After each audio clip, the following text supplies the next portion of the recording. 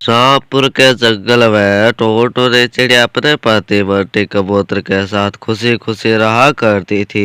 टोटो ने और बंटी कबूतर ने प्रेम विवाह किया था। टोटो ने चिड़िया के साथ गांव में रहा करती थी। तो एक दिन वह बिना खबर किए टोटो ने चिड़िया के पास आ जाती है। अपनी सास को देखकर टोटो ने चिड़िया कहती है, अरे माँ जी, आप कौन है?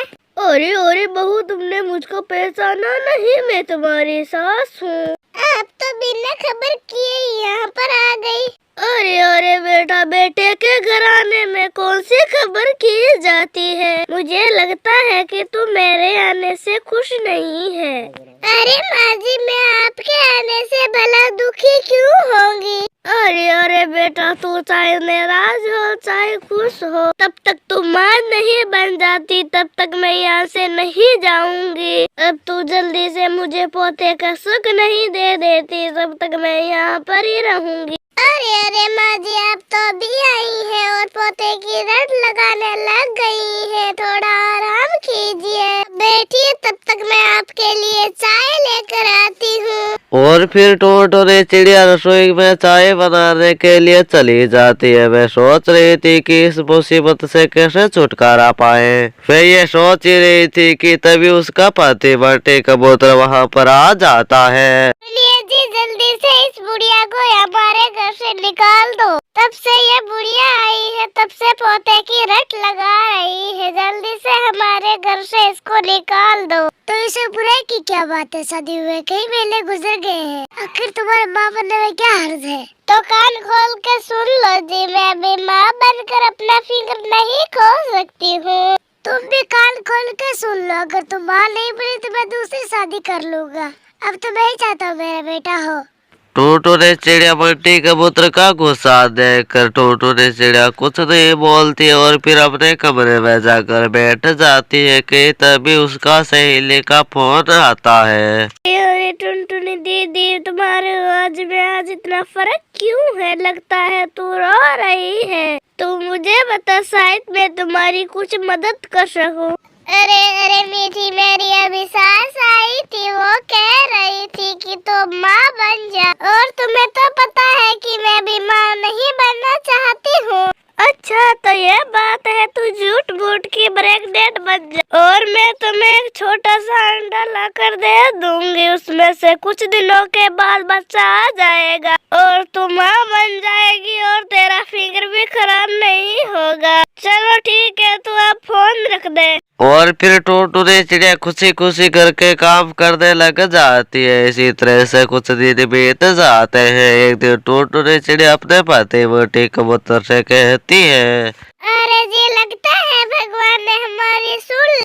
यह बात सुनकर टोटो ने चिड़िया के सास और पति दोनों बहुत ही खुश हो जाते हैं। और कुछ दिनों बाद टोटो ने चिड़िया की सहेली यानी तोती उसको वह अंडा ला कर देती है। टोटो ने चिड़िया झट से उस अंडे को छुपा लेती है। और फिर एक दिन की बात है, टोटो ने चिड़िया चिल्लाकर बोलती है, अरे माँ जी, देखिए, मैंने एक सुंदर सा अंडा दिया है। अब कुछ ही दिनों में इससे बच्चा बाहर आ जाएगा और कुछ ही दिनों के बाद ये तुम्हें दादी दादी करके पुकारेगा। टोटो ने चिड़िया के साथ टोने चिड़िया यह सब देखकर बहुत ही खुश हो जाती है। उसे क्या पता था कि टोटो ने चिड़िया झूठ मूठ की प्रेग्नेंट बनी है। इस तरह से काफी दिन बीत जाते हैं। एक दिन उस अंडे से कौवे का बच्चा बाहर निकलता है और फिर टोटो ने चिड़िया की पोल खुल जाती है। अरे बेटा, देखो, ये तो कौवे का अंडा उठा कर लेकर आ गई है। हाय राम, इसे तो भगवान का कोई डर ही नहीं है। ये अपना फिंगर बचाने के लिए कौवे का अंडा उठा कर लेकर आ गई है।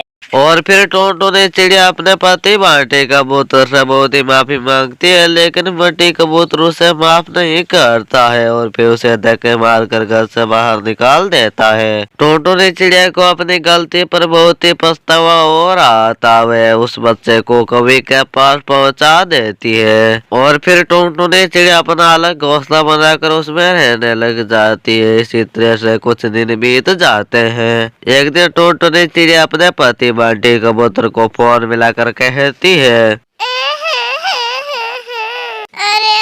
मुझे माफ कर दीजिए, मैं ऐसी गलती दोबारा कभी नहीं करूँगी। यह बात सुनकर बंटी कबूतर टूनटूनी चिड़िया को माफ कर देता है और फिर टूनटूनी चिड़िया अपने पति बंटी कबूतर के साथ खुशी खुशी रहने लग जाती है। तो दोस्तों ये थी आज की कहानी। आपको कैसे लगी हमें कमेंट कर जरूर बताएं। अगर आप हमारे चैनल पर नए हैं तो चैनल को सब्सक्राइब करना ना भूलें। अगर आपको कमेंट करना आता है तो हमें कमेंट कर अपना नाम जरूर बताएं और अपने गांव का नाम जरूर लिख देना ताकि हमें भी पता चले कि आप कहां से देख रहे हो हमारे वीडियो। अगर आप कमेंट कर अपना नाम लिखेंगे तो हम उसका नाम अगले वीडियो में जरूर लेंगे। इस वीडियो को लाइक करें और अपने दोस्तों के पास ज्यादा से ज्यादा शेयर करें। अगर आपको ऐसी ही कहानियाँ देखनी है तो हमारे चैनल को सब्सक्राइब करना ना भूलें।